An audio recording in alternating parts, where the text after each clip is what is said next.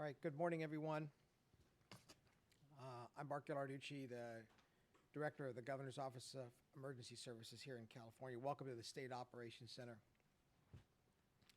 Today we're going to provide you the most updated briefing on the latest and events, and we believe we have some very encouraging efforts that are happening right now from across the state and nation to assist all of us on the front lines impacted by the major fires that are still currently burning in the state.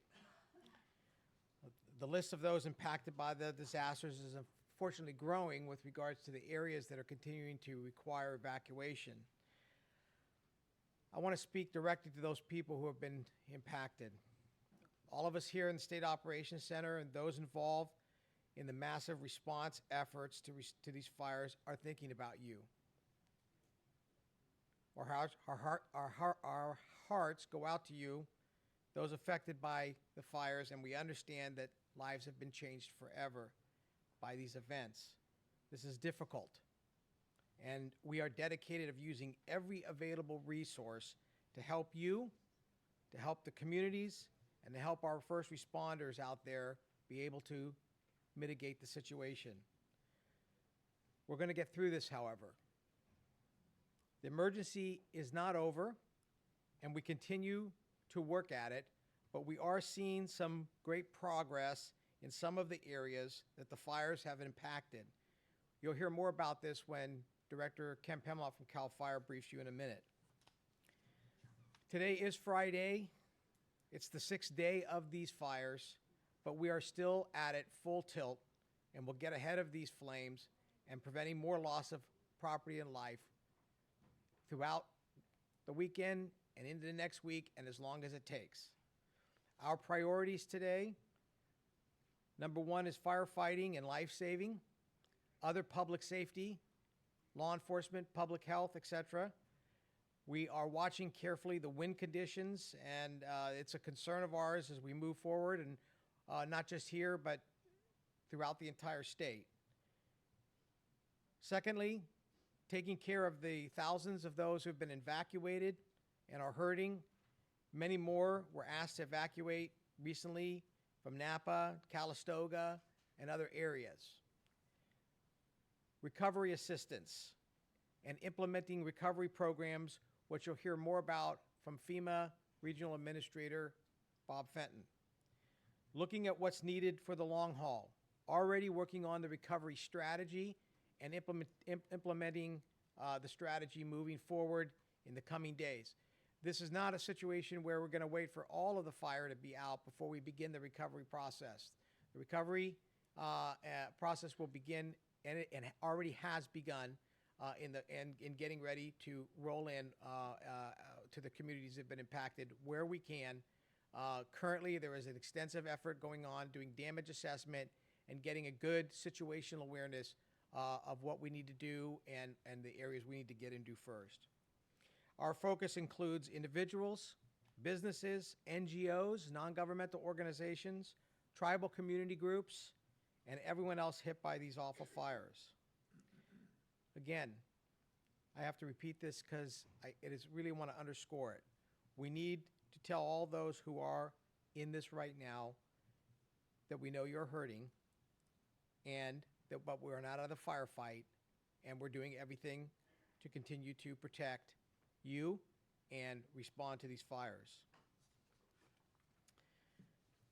The operation will be nonstop here from the State Operations Center and across the state to pump new fire, law enforcement, medical, sheltering, and other resources into the counties, local authorities attacking these fires. The mutual aid system in the state remains second to none, and it is operating as designed. As you know, now we have received resources and personnel from many states, including Nevada, Washington, Idaho, Montana, New Mexico, North and South Carolina, Oregon, and Arizona. And we've also begun conversations with Utah, New Mexico, and Idaho. We have 425 law enforcement officers and more than 9,000 firefighters, 840 fire engines from throughout California, agencies, and more than 170 engines from supporting states and our partners in the federal government. I'll say that beyond FEMA, the U.S. Forest Service has been engaged with us and has supplied many resources, which you'll hear about shortly from Robert Baird from the U.S. Forest Service, who's going to speak to you shortly. Sheltering operations, we still have over 3,900 people in evacuation centers as late as last night, and are about 40% shelter capacity. So we have about 43 shelters that are activated statewide for these incidents. They're roughly about 40% capacity. At least 40,320 meals have been served, 30,000 cots have been provided, and more than 60,000 liters of water have been deployed through the strategic state staging areas. Those numbers don't include the huge response from our private sector partners, including Raley's, Nestle, Walmart, Airbnb, Dyson, Home Depot, Direct Relief International, AT&T, and many others. Private sector partnership, also coordinated, embedded right here in the State Operations Center, has been a phenomenal part. This is a community effort, public, private, non-governmental, the business community, everybody coming through together as a whole of community to respond to this incident. We have been able to restore power to 17,500 people yesterday, which makes our current stand at about 29,500 people who are without power statewide. The 77 cell towers that were knocked out in the incident have all but 8 have been restored now, and they're working very diligently to get those last 8 up and operational. I want to say again that we're not out of this emergency, not even close. We continue to address the current and future needs. This includes those most at risk, such as the elderly, the very young, and those with access and functional needs. For those near and around the fires, please listen to your local emergency services for possible more evacuations, shelter updates, and road closures.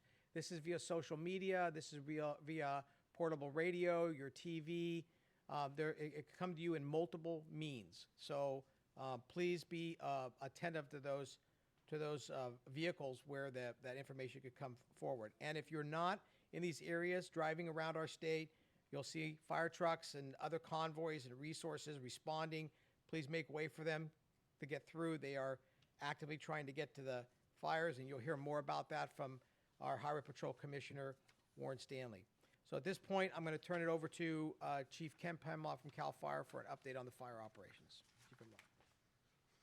Thank you, Director. Good morning. So as of this morning, we have 17 large fires for 221,754 acres that have burned since the beginning of the 6-day fire siege Director Gallarducci indicated. And again, 840 fire engines, 116 firefighting bulldozers, 211 hand crews, amounting to over 9,000 firefighters committed to the fire line as we speak. And this accounts for a significant increase. Literally several thousand additional firefighters were deployed to the fire lines on these major fires over the last 24 hours. Talk a little bit about, because it can be very confusing in terms of all these fires and how they're being organized. As I've said before, there are 4 complexes that all of these fires are being organized under. We talk a lot about the central complex, which is now all of the fires in Sonoma County.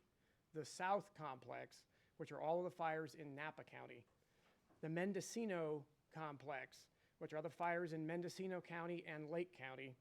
And then we have the Wind complex, which are the fires in Nevada, Butte, and Yuba. We have been focusing primarily on the central and the south because that's obviously our highest priority fires, where the greatest structure threat, infrastructure threat, and largest fires are. But I don't want to forget that we've got these 2 other complexes where firefighters have been doing some amazing work, bringing some of these to containment and getting resources there with limited firefighting resources because we've been putting priority on these others. As of this morning, we continue with our law enforcement partners who continue the grim task of searching through the rubble and adjudicating the missing persons from this tragedy. As of this morning, the number of individuals killed by these fires stands at 31. As I've said before, we've all said that number continues to be fluid, We will provide those updates as they come in. There's a lot of different numbers that can be posted out there. Look for the official numbers that come through the system, through the Joint Information Centers, through your media folks, as those are updated. We have had some significant progress, some good news to report here in the last 24 hours. 3 smaller fires have been contained 100%, including a fire in Sonoma County along Highway 37. We've increased containment on most of our major fires by some degree. The Tubbs fire in the Central Complex is now 25% contained at 34,770 acres.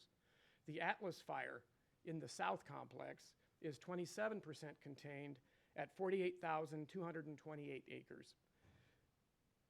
We're very careful and cautious about how we do this.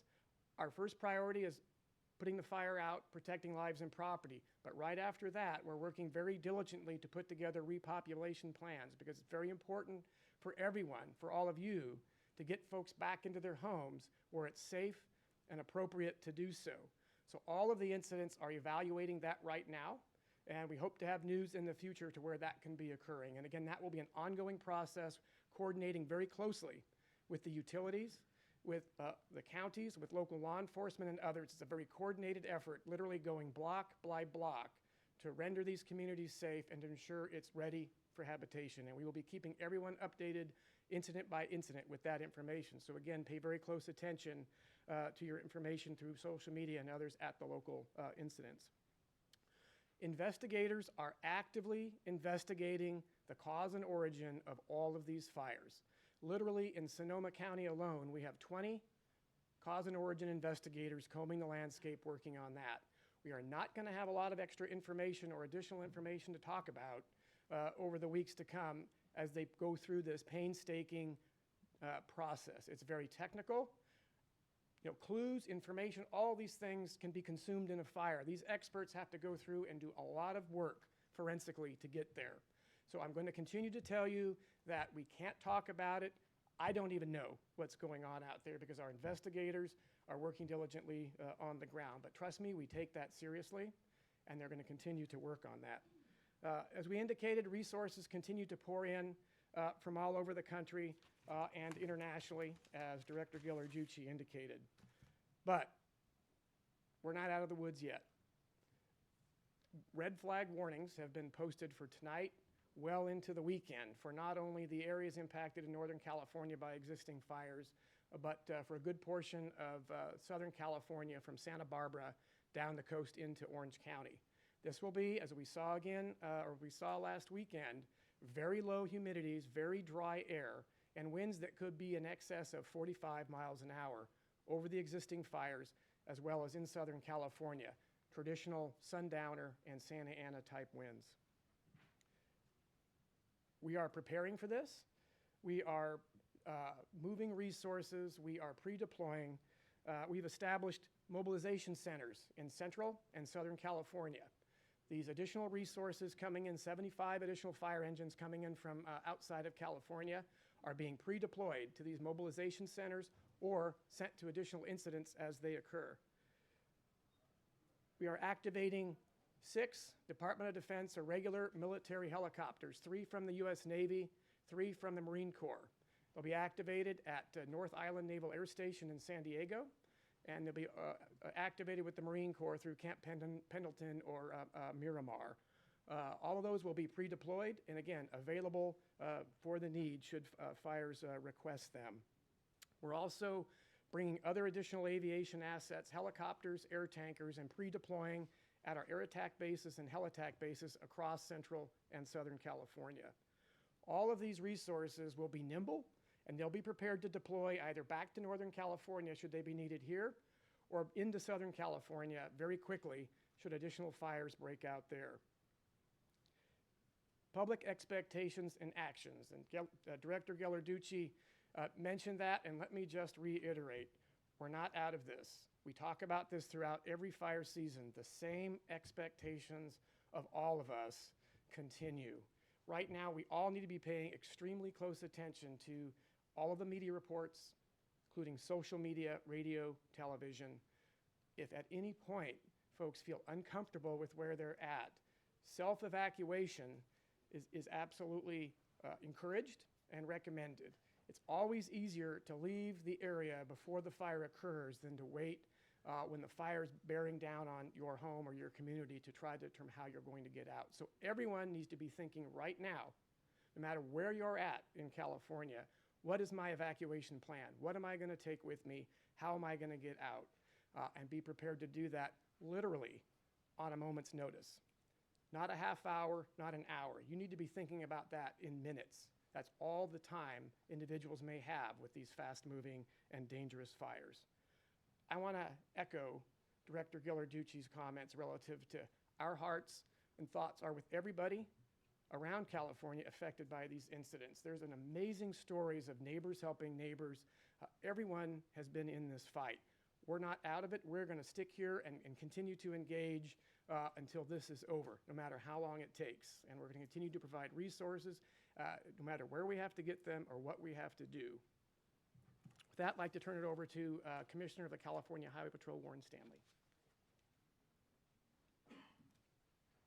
Thank you, Chief, and good morning.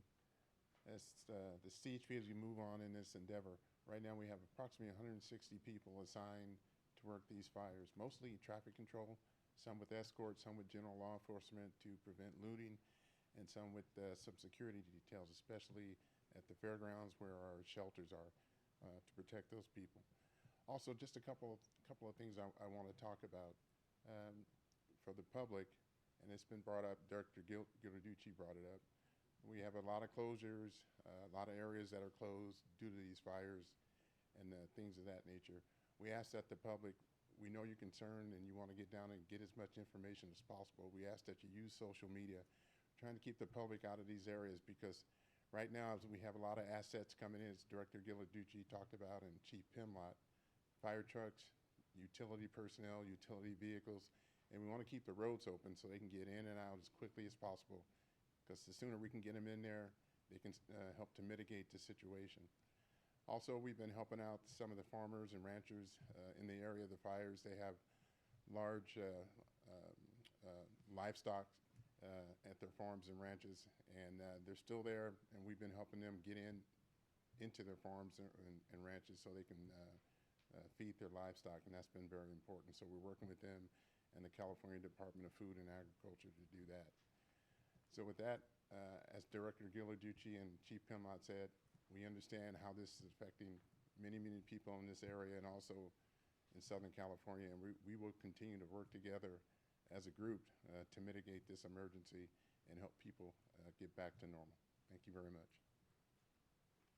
And I'd like to introduce Bob Baird. He's the Fire and Aviation Director for the U.S. Forest Service. Hi, good day. My name's Robert Baird. I'm the Director for Fire and Aviation for the United States Forest Service for the Pacific Southwest region, which is California and the Pacific Islands. We've been working together seamlessly with the state and local officials in mobilization of the firefighting resources to support the tragic and terrible fires, and our hearts go out to all those who've had a significant loss of life and property. It's a terrible situation, and we've been here to support. We're bringing in from the federal firefighters almost 4,000 of them to help augment the state and help assist them with the ongoing operations that are happening, as Director Pimlott talked about. We're providing the resources of 12 elite hotshot crews that are designed to go in some of the most demanding wildfire situations in the state, as well as over 103 federal crews of 20 each that are out assisting on containing the fires that we have. In addition to that, 266 federal fire engines are here to support the state with the ongoing challenges that we have. In addition to the ground resources, we have 15 large air tankers available in the state. That'll help across the state, and that, in addition to that, 2 of the DC-10s, the very large air tankers which assist with ongoing wildfires. And we've brought up to speed a great deal of firefighting helicopters, over 37, in support of this challenge. Additionally, as we've moved up our preparedness level and gotten that many firefighters here to support all the operations that Director Ghilarducci and Chief Pimlott talked about, We too are concerned about the low humidity and high wind events that could happen in the future. As Director Pimlott talked about, everyone needs to be prepared for a wind-driven wildfire that's very dangerous. We've upstaffed and mobilized a federal incident management team, knowing that the state incident management teams are fully committed in Southern California, so the event of a wildfire in Southern California occurs, we have a team postured to assume incident command there in support of the citizens of California. With that, thank you. I'll be followed by Bob Fenton, the Regional Administrator for FEMA. Thank you. Let me first start off by saying our hearts go out to those that have been affected by this event and have lost loved ones and homes during this event. And we've been committed since the beginning of this event to help with the response to this event by coordinating the federal response and support of state and local government. But we will also be committed through the recovery of this event, no matter how long that takes. I'm happy to announce today that Solano and Orange counties were added to the original declaration by the President to provide assistance for debris removal, emergency protective measures, and direct federal assistance if other federal resources are needed there. In addition to that, yesterday the President added on individual assistance for Sonoma County last evening that allows us to start helping with individuals that were affected from these events. And this morning, Napa County has been added on in addition to that. We're working as quick as we can to get teams into the other affected counties and the fires there as it's safe to do that, to do further assessments, to make decisions to turn on those counties for additional assistance. And we'll work through those as quick as we could get in there and it is safe to do so. We've gotten outstanding support from the National Guard to help us not only be able to augment our teams on the ground, but to do assessments by air, which has helped us in making decisions for Sonoma and Napa County. Let me just talk a little bit about what our individual assistance program is. Homeowners and renters in Sonoma and Napa counties who've sustained damage to their primary homes, vehicles, and personal property as a result of the fires may apply for assistance. Disaster assistance may include grants to help pay for temporary housing, to include rental and lodging expense, emergency home repairs, uninsured and underinsured personal property losses, and medical, dental, and funeral expenses caused by the disaster, along with other serious disaster-related expenses. In addition to what FEMA provides through our individual assistance program, other programs have now been brought from the federal government. For example, Small Business Administration's low-interest disaster loans, both for businesses, private nonprofit organizations, and homeowners and renters. To access these programs, we recommend that you go to and register at disasterassistance.gov. Again, that's disasterassistance.gov. Web registrations are the fastest way to apply for assistance. Our call centers are open from 7 a.m. to 10 p.m. You can also phone our tele-registration number at 1-800-621-3362. Again, 1-800-621-FEMA or 3362. And ask questions. Operators can receive registrations in English, Spanish, and other languages. The reason why I'm recommending applying through disasterassistance.gov is you can imagine at this point we're managing disasters across the country. And even though we've augmented our tele-registration intake by thousands of individuals over the last month, that they are significantly stretched.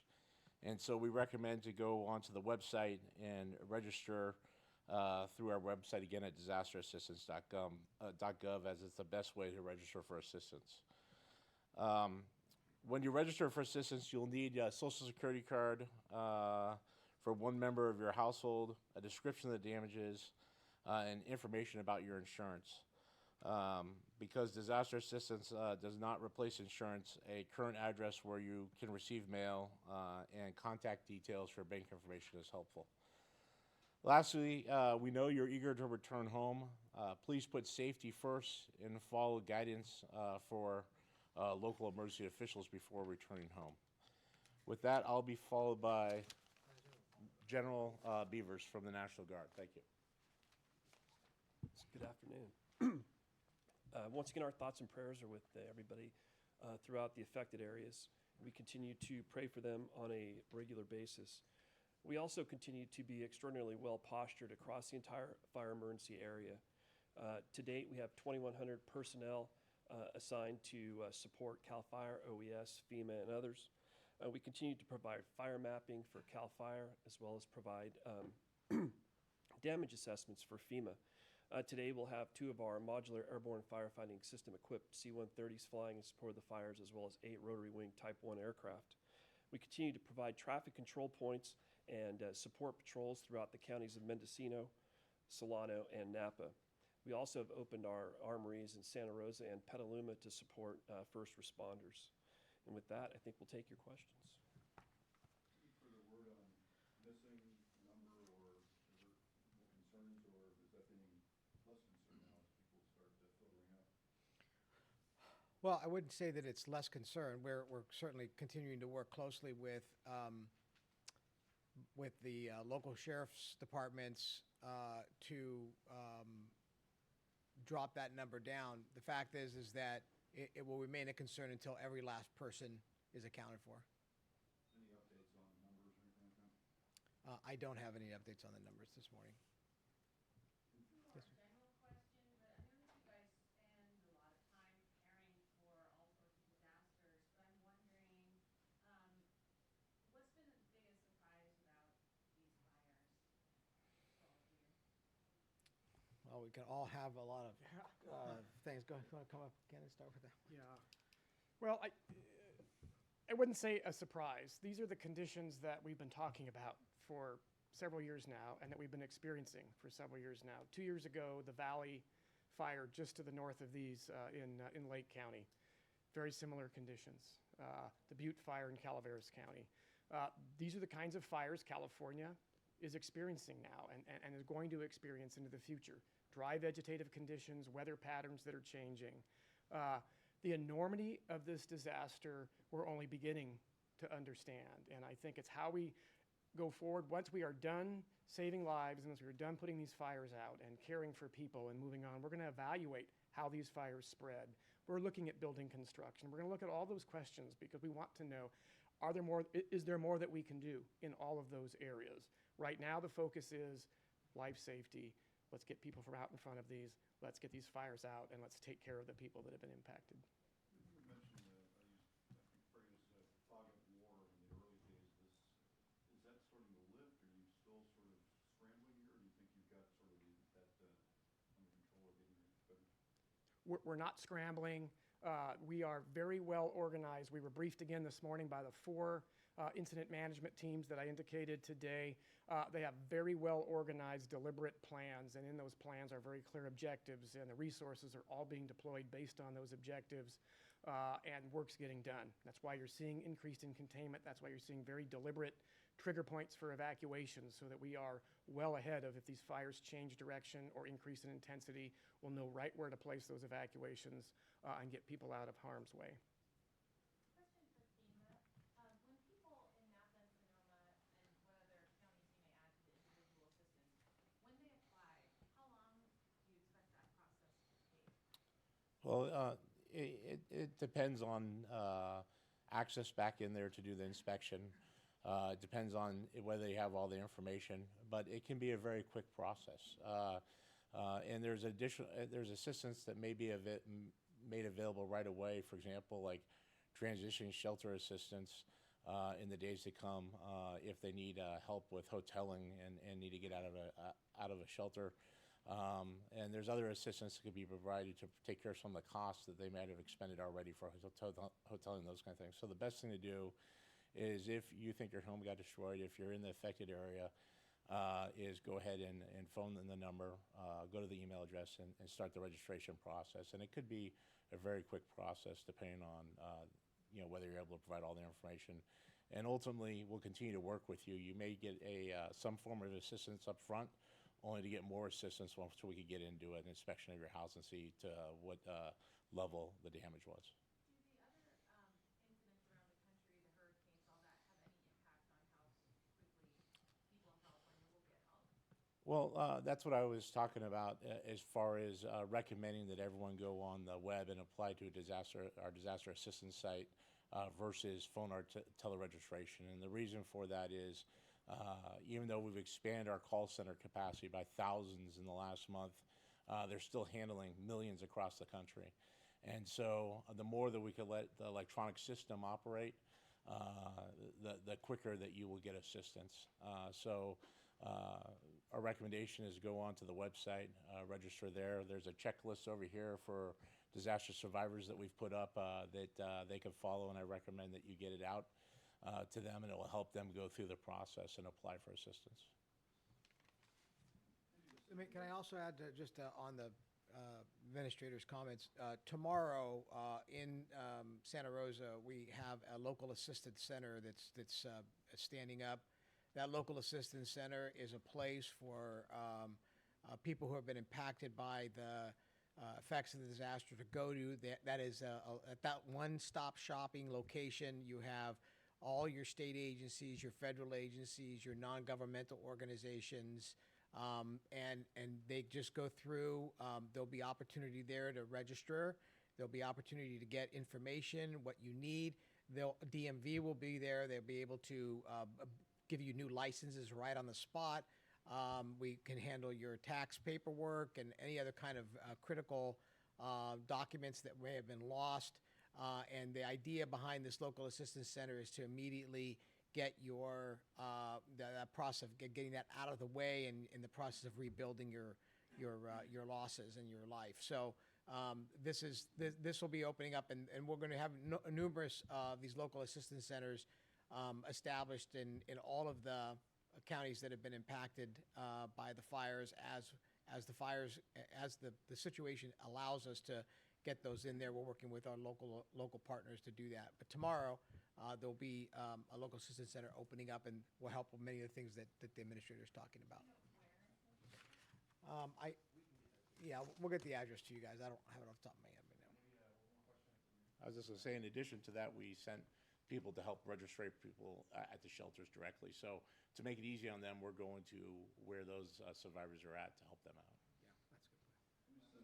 Any sense when or if the governor might be touring the wildfire area? Don't have an answer to that right now. The governor is briefed multiple times a day, and by the team here, and is providing direction to all of us in the insurance of the appropriate response, clearing any hurdles, and communicating with the White House and other elected leaders that are necessary in the overall response and recovery of this operation.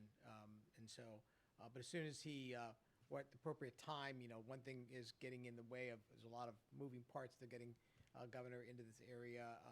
He wants to focus on the firefighters and the responders getting the job done. And so when that happens, we'll let you know. Thank you so much for coming Thank you. today. If any follow-up questions, return to that location.